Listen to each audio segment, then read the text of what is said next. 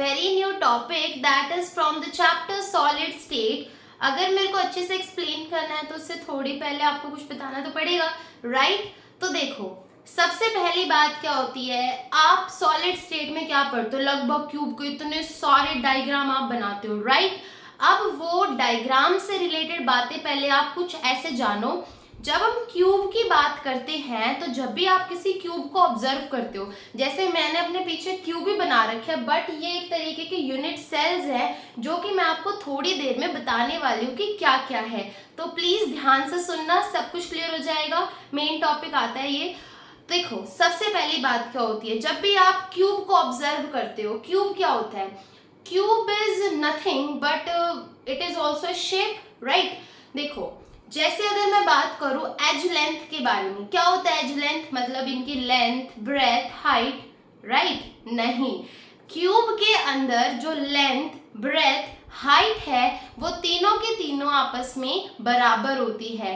Clear? इसके बाद यहाँ पे क्यूब के अंदर ये बोला जाता है कि how many faces are there in a cube. मेरी बात को ध्यान से सुनना। जब भी आप एक क्यूब को बोलते हो, अपने दिमाग में फटाक से अपने घर का एक कमरा लेके आ जाया करो। 4 दीवारी, एक छत और एक आपका फ्लोर होता है, राइट? तो आप जब इस बात को देखोगे तो फेसेस क्या होते हैं? फेसेस 1 2 मीन्स टू से एक दीवार आगे, एक दीवार पीछे, एक दीवार साइड में, एक दीवार इस साइड, एक ऊपर और एक नीचे। ये क्या है? फेसेस है। तो देयर आर टोटल 6 फेसेस। ऐसे ही हम बोलेंगे क्यूब के अंदर भी कितने फेसेस होती है? 6 फेसेस होती हैं। अच्छा, अब मैं बात करूं क्यूब में एजेस कितनी है, मतलब एज लेंथ कितने हैं। ये जो दीवारें होती हैं, मीन्स अगर मैं बताऊं तो दीवार का जो ऐसे एक लाइन आप बनाते हो तो what is that? That is edge length, और there are total 12 edge length in the cube. अच्छा, अब आपको एज लेंथ पता लगी, आपको ये पता लग गया कि साइड्स जो है क्यूब की बराबर होती है, लेंथ बराबर ब्रेथ बराबर हाइट होती है, करेक्ट? ये भी पता लग गया आपको, और आपको ये भी पता लग गया कि फेसेस 6 होते हैं, एज लेंथ 12 होती है। अब आपने कॉर्नर सुना होगा, राइट? कॉर्नर मतलब कोने। क्यूब के टोटल 8 कॉर्नर है। ये तो आपको शायद इस फिगर से भी समझ आ जाएगा। देखो 1 2 3 4, 4 कोने ऊपर, 1 2 3 4, 4 कोने नीचे, यानी टोटल कितने हो गए? There are total 8 corners. कितने कॉर्नर्स हो गए? 8 कॉर्नर्स हो गए, ठीक है?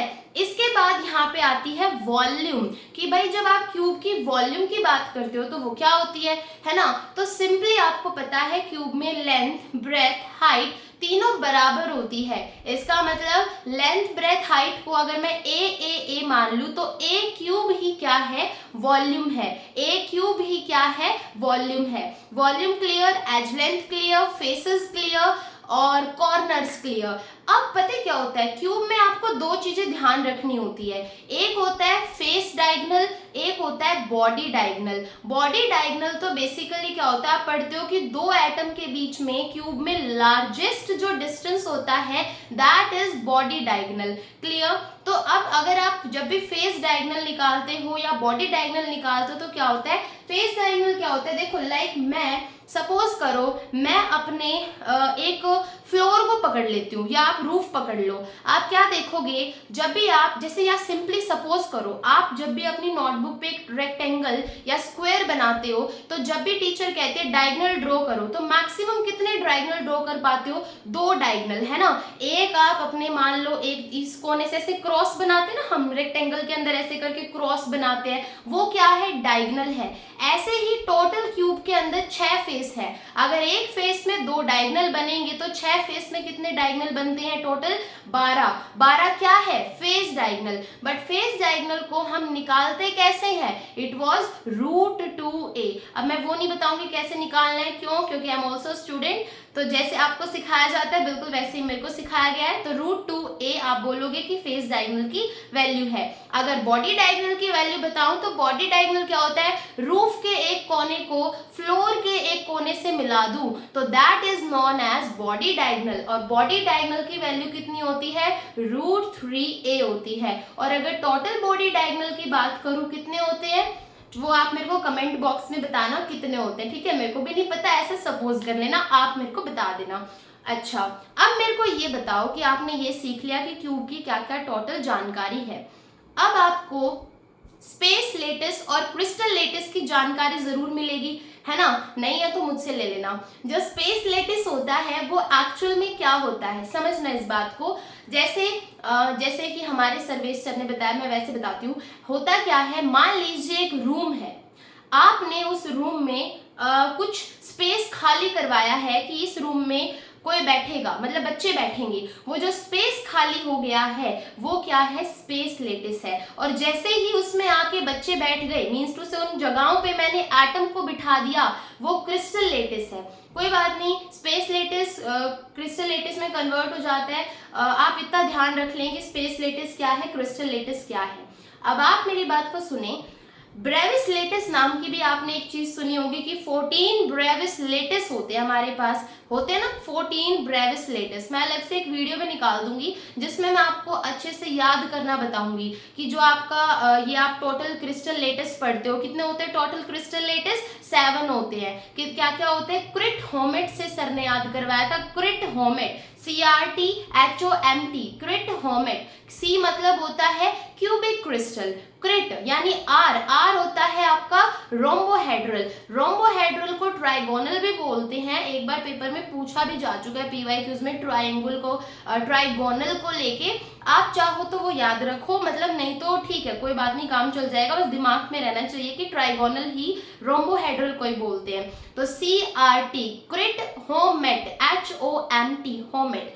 तो क्रिट होमेट में जो C वर्ड है that is of cubic crystal, R word जो है वो रोम्बोहेड्रल को लेके है, T वर्ड आपका किसको लेके है बताओ, टेट्रागोनल को लेकर। क्रिट होमेट क्यूबिक, रोम्बोहेड्रल, टेट्रागोनल। होमेट मतलब हेक्सागोनल, होमेट हेक्सागोनल, ऑर्थोरोम्बिक, ओ, और इसके बाद क्या आता है क्रिट होमेट, M मतलब मोनोक्लिनिक, और टी मतलब होता है ट्राई क्लिनिक, राइट। तो मैं इसकी अलग वीडियो निकाल दूंगी, उसमें मैं आपको लेंथ भी याद कराऊंगी, एंगल भी बताऊंगी, ब्रेविस लेटिस भी बताऊंगी, और कौन किस किस सेल से मिलके बना है। आपको पता होगा जब भी हम यूनिट सेल को डिफाइन करते हैं हम बोलते हैं it was the smallest repeating units जो कि एक क्रिस्टल लेटिस को बनाएंगी, है ना। कोई भी क्रिस्टल लेटिस है, जैसे मैं आपको क्यूबिक क्रिस्टल पढ़ाऊंगी, बेसिकली जो पीछे PCC, BCC, FCC लिखा हुआ है, ये एक क्यूबिक क्रिस्टल को बनाने की यूनिट सेल्स लिखी हुई है। There are total 3 unit cell, हालांकि चौथी भी होती है एंड सेंटर्ड, जो हम पढ़ते भी है, बट 3 मेन होती है, तो मैंने वही लिखी है। कौन सी है, देखो PCC। What is PCC? अगर मैं बात करूं तो PCC का मतलब है प्रिमिटिव क्यूबिक क्रिस्टल, ठीक है, primitive cubic crystal unit cell है ये भी। ये बॉडी सेंटर्ड है, क्योंकि जब भी आप किसी यूनिट सेल को बांटते हो तो आप बोलते हो एक तो प्रिमिटिव वाला और एक सेंटर्ड वाली, जिसमें आप बॉडी सेंटर्ड, फेस सेंटर्ड और एंड सेंटर्ड की बात करते हो, राइट। तो जब मैं प्रिमिटिव यूनिट सेल की बात करती हूँ, मेरी बात को समझना, किसी भी यूनिट सेल को पढ़ेंगे सबसे पहले आप उसका अरेंजमेंट देखते हो कि क्यूब में कहाँ कहाँ एटम रखे हैं। अब कहाँ कहाँ रखे जा सकते हैं, अगर ये पूछे तो आप क्या बताओगे, सबसे पहले रखे जा सकते हैं कॉर्नर के ऊपर। कितने रखे जा सकते हैं, मैक्सिमम 8 रखे जा सकते हैं।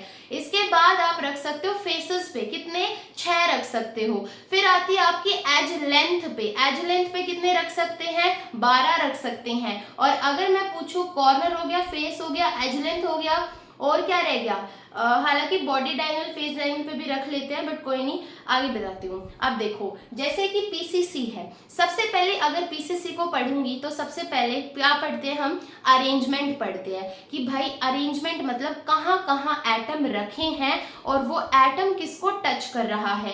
अरेंजमेंट होने के बाद आप, एक होता है रैंक, रैंक मतलब होता है टोटल नंबर ऑफ एटम्स। मतलब मेरी बात को समझना, जैसे मैंने बोला कि एक ये PCC की यूनिट सेल है, 8 एटम इसके कॉर्नर पे रखे हैं, लेकिन मैं ये बोलती हूँ क्या 8 एटम फुली कंट्रीब्यूट कर रहे हैं। अब ये कंट्रीब्यूशन की बात कहाँ से आ गई, बच्चे याद रखो, जब भी कोई चीज, कोई भी एटम अगर कॉर्नर पे बैठा है तो ये कॉर्नर पे बैठा तो है लेकिन पूरी तरीके से नहीं बैठा, फुली कंट्रीब्यूट नहीं कर रहा। कितना हिस्सा दे रहा, 1/8 हिस्सा दे रहा, ठीक है। अगर मैं इसको फेस पे बिठा दूं तो फेस, और परसेंटेज में भी याद रख सकते हो आप, कॉर्नर में 12.50% होती है आपकी 12.50%। अगर इसी एटम को फेस पे ले आती हूं तो फेस में इसका कॉन्ट्रीब्यूशन हाफ होता है, मतलब 50% होता है। और अगर क्यूब के सेंटर पे लेके आ जाती हूँ, यहाँ क्यूब के सेंटर पे, तो यहाँ इसका परसेंटेज फुली है, क्योंकि ये पूरी तरीके से कंट्रीब्यूशन कर रहा है। वो कितना है आपका 100% है। और अगर वही इसको मैं एज लेंथ पे बिठा दूं तो सिर्फ 25% हिस्सा देगा, मतलब यहाँ कहीं बिठा दूं तो एज लेंथ वहां पे 1/4 हिस्सा ही एटम का बैठा है। ये बिल्कुल वैसा काम है जैसे आप बस में जा रहे हो, बहुत तगड़ी भीड़ है बस में, और वहां पे आप इतनी सी जगह में बैठे हो, तो आप अपनी बॉडी का कितना हिस्सा दे रहे, 1/4 दे रहे, हाफ दे रहे, है ना। ये डिपेंड कर रहा है, 1/8 दे रहे। तो ऐसा ही यहाँ समझ लो, उसको ऐसे याद रख लो कि भाई जैसे कॉर्नर में बैठे हो तो आपका जो कॉर्नर वाला एटम है वो 1/8 दे रहा है, एज लेंथ पे है 1/4 दे रहा, फेस पे है तो हाफ दे रहा, बिल्कुल क्यूब के सेंटर पे है तो वो क्या कर रहा है, फुली कॉन्ट्रीब्यूट कर रहा है, 1 दे रहा है। समझ आया, आ गया होगा। अब आपने अरेंजमेंट इसकी बात करूं, अगर पीसीसी के अरेंजमेंट की बात करूंगी तो ऐसे बोलोगे, atoms are present at all the corners of the cube, यानी टोटल 8 एटम्स यहाँ पे बैठे हैं। बट मैं बोलूं कि एटम की रैंक कितनी है, अब आप घूम गया, रैंक क्या होती है, रैंक मतलब है बैठे तो 8 है, लेकिन टोटल इन 8 का एक एक टुकड़ा ले लूं, मतलब 1/8 हिस्सा ले लूं, तो एक ही एटम पूरे यूनिट सेल में बैठा है। कितना, बस एक एटम बैठा है। क्लियर। जब आप ये बताओगे ओनली 1 एटम, तो वही उसकी क्या है, रैंक है, वही क्या है, उसकी रैंक है। अच्छा, अब दूसरी बात आती है कि भाई अगर मैं ये बोलूं कि पीसीसी में जो 2 एटम बैठे हैं उनके बीच में नियरेस्ट डिस्टेंस क्या है, आप क्या बताओगे, nearest distance. Nearest distance actual में यू बोल सकते हैं हम कि जैसे सपोज करो, नियरेस्ट डिस्टेंस के लिए आप ये देखते हो कि कौन से, मतलब मेनली तो क्या होता है कि कितना एटम, जैसे 2 एटम यहाँ पे बैठे हैं तो आपस में कौन सा एटम कितनी दूर से एक दूसरे को टच कर रहा है। तो नियरेस्ट डिस्टेंस के लिए यहाँ पे मैं इसको क्या बताऊंगी, वैसे तो अगर आप नोटिस करोगे तो नियरेस्ट डिस्टेंस इसकी एज लेंथ के बराबर है, नियरेस्ट डिस्टेंस इसकी एज लेंथ के बराबर होगा। लेकिन अगर मैं पूछूं what is the relation between the edge length and the radius of atom, फिर क्या बोलोगे, तो इन तीनों के लिए ही एज लेंथ का एज लेंथ का और रेडियस का रिलेशन अलग अलग है। In case of PCC relation will be a is equals to 2r, in case of BCC the relation will be a is equals to 4/√3r, in case of FCC relation will be a is equals to 2√2r। Clear. ये relation याद रखना बहुत जरूरी है, क्योंकि जब आप packing fraction का डेरिवेशन करते हो, मतलब क्या डेरिवेशन तो क्या ही बोलूं, थोड़ा बहुत होता है, वो वहां पे काम आता है। इसके बाद जब आप पढ़ते हो कोऑर्डिनेशन नंबर, अब आपको पता है यहाँ पे जो एटम्स होते हैं, एटम्स कहाँ पे बैठे हुए हैं, यहाँ पे बैठे हुए हैं, इनके कॉर्नर्स पे बैठे हुए हैं, तो कोऑर्डिनेशन नंबर कितना होएगा, सोचो इस बात को।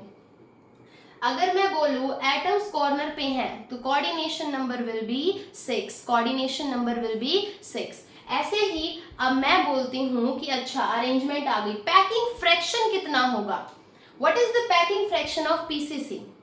पैकिंग फ्रैक्शन की मैं वैल्यू बताती हूँ, परसेंटेज पैकिंग एफिशिएंसी 52.3 होती है, और लगभग अगर एम्प्टी स्पेस निकालते हो तो वो 100 में से माइनस हो जाता है, और वो कितना होता है 47.7% होता है। क्लियर हो गया। अच्छा, अब बीसीसी में बात करूं तो रिलेशन पता लग गया, a is equals to 2r वाला फुली कंट्रीब्यूट कर रही है, तो what is the percentage of packing efficiency, क्या दोगे, पता है तो कमेंट करो, नहीं पता तो यहाँ सुन लो। क्या होता है बीसीसी के अंदर अगर बात करूं तो टोटल जो बीसीसी की परसेंटेज होती है, चलो नहीं मैं बताती नहीं, आप इसको भी कमेंट करना और एफसीसी को भी कमेंट करना, ठीक है। अभी मैंने ये लेक्चर कंप्लीट नहीं किया है, इसका सेकंड पार्ट जल्दी आएगा, so do like share subscribe, thank you.